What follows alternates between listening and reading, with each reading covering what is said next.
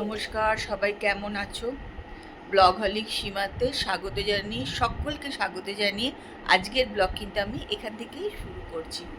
আকাশ তো সেই মেঘলা মেঘলাই আছে, কিন্তু খুব একটা মেঘ নেই ঠিকই, কিন্তু রোদও নেই। আর সত্যি কথা বলতে বৃষ্টি দেখলে না এখন কান্না পেয়ে যাচ্ছে, জানো তো কী যে অবস্থা। মানে বাড়ির চারিধারে না শুধু শ্যাওলা হয়ে যাচ্ছে, পরিষ্কার করে তো কোনো লাভ হচ্ছে না। তার মানে বাগান টাগানও পরিষ্কার করা দরকার পুজোর আগে। সব এমনিতে সারা বছরও হয়, বিশেষ করে পুজোর আগে তো সমস্ত ঘরবাড়ি পরিষ্কার করা হয়, সেগুলোও করা হচ্ছে না মানে বৃষ্টির জন্য, জানো। বাগান পরিষ্কার করার লোক কি এখন আপাতত এদিকে নেই, কেন কেউ বাগান পরিষ্কার করছে না এত বৃষ্টিতে।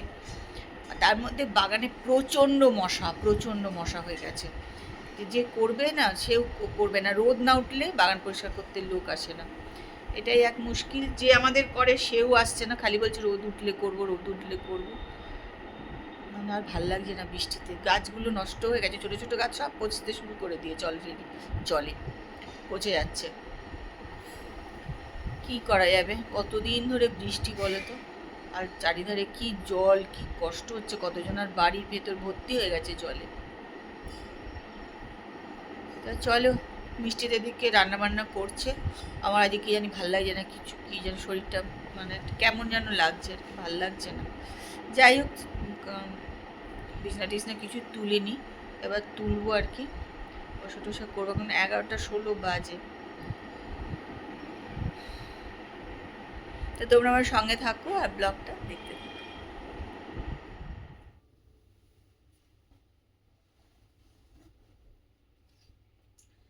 দেখো, আজকে সকাল সকাল চলে এসেছি ঠাকুর ঘরে। তো এখানে দেখছো তো গাদা জামা কাপড় মেলা আছে, সেগুলো দেখি কোনগুলো শুকিয়েছে কোনগুলো শুকায়নি, সেগুলো একটুখানি আবার যেগুলো শুকিয়ে গেছে নেব, আর যেগুলো শুকায়নি সেগুলো মেলে রেখে যাব। কিন্তু আমার তো মনে হচ্ছে যে হয়তো কিছুই শুকায়নি, জানো তো, সবই মনে হচ্ছে ভেজা ভেজা। এবার যে একটা দুটো নিয়ে গিয়ে নিচেও মেলে দেবো তারে, তো হাওয়াতে টানবে।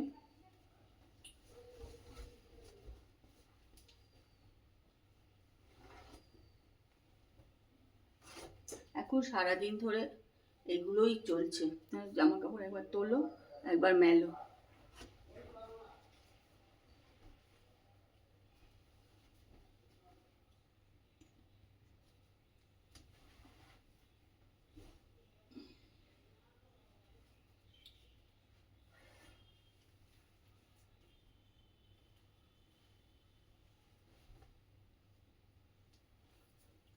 আর ঠাকুরঘর খুব একটা মানে পরিষ্কার মোছামুছি করতে আসা খুব একটা আমার হয় না। ওই ওপরে আসি, পুজো টুজো করি, এই করি, কিন্তু খুব একটা ঝাড়াঝুড়ি পোছাপুছিটা কমই করা হয় ওপরের ঘরটা এসে। তা আজকে ভাবছি এগুলো একটুখানি করবো আর কি।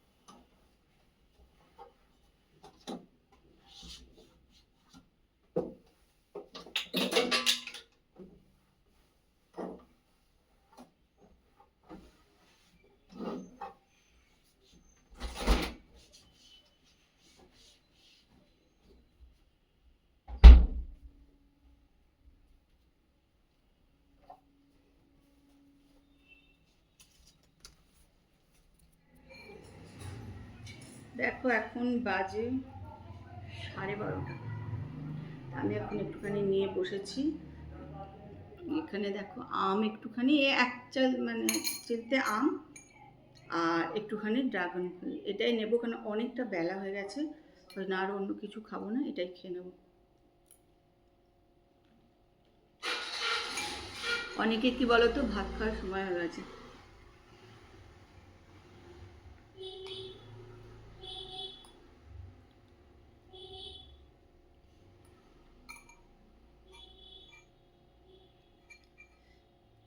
আজকে অনেক কাজ আছে, কাজ আজকে মানে হয়নি কিচ্ছু বলতে পারো।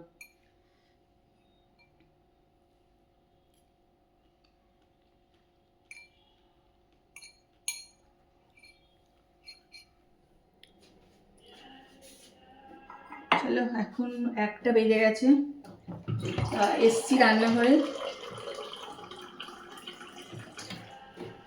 কফি করবো।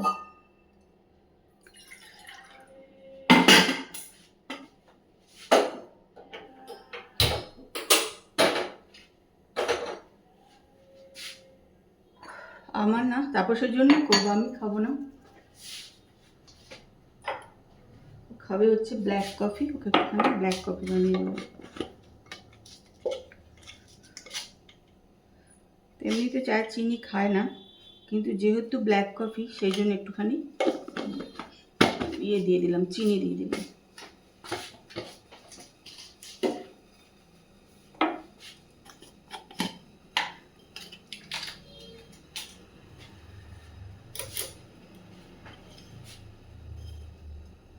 কফিটা আনা হয়েছিল ভুটায়ের জন্য, কেননা ও তো চা খায় না, রোজই কফি খায় একটুখানি।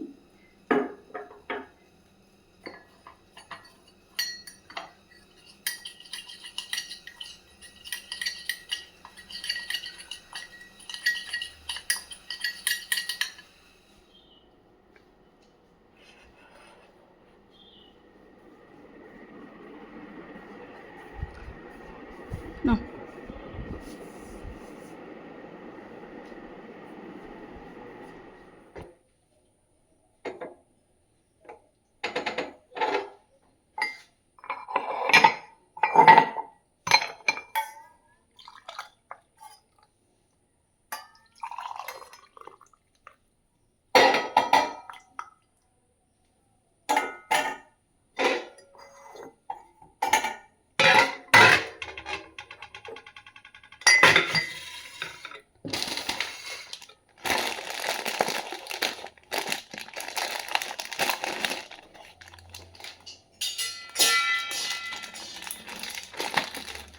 ও কারিটা নিয়ে এসেছিলাম ওই বেঙ্গল বেকারি থেকে,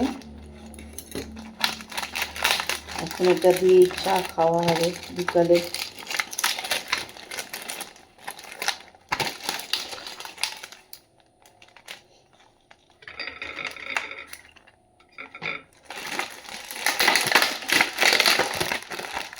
চলো রাত্রে রুটি খাওয়ার জন্য এখানে ভাজলাম পটল আর একটু পেঁয়াজ কেটে রাখলাম, আর এখানে একটা মাছ, পমফ্লেট মাছ এই যে ভেজে নিলাম, রাত্রে এই দিয়ে খাওয়াবে আজকে রুটি।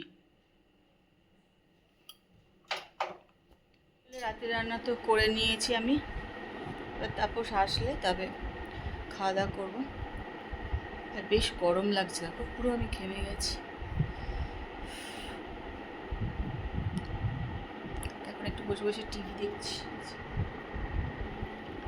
আদালত।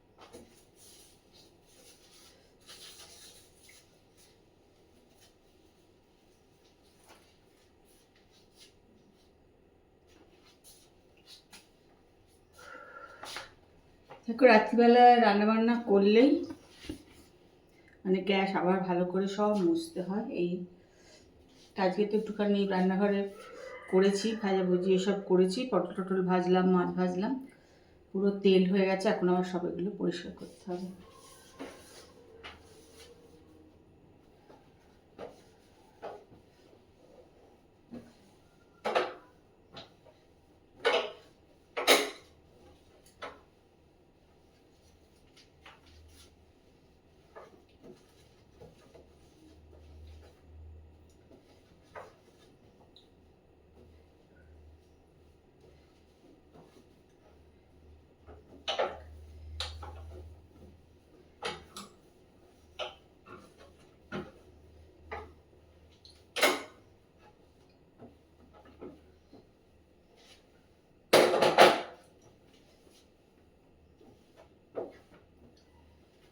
যদি পরিষ্কার না করি, শুধু রান্নার বইয়ের আশা ফেলে রাখি, তাহলে গ্যাসের অবস্থা একটা সময় এমন হবে যে সেটা নিজেরা কিছু করা যাবে না, লোককে দিয়ে ডেকে ডেকে করাতে হবে।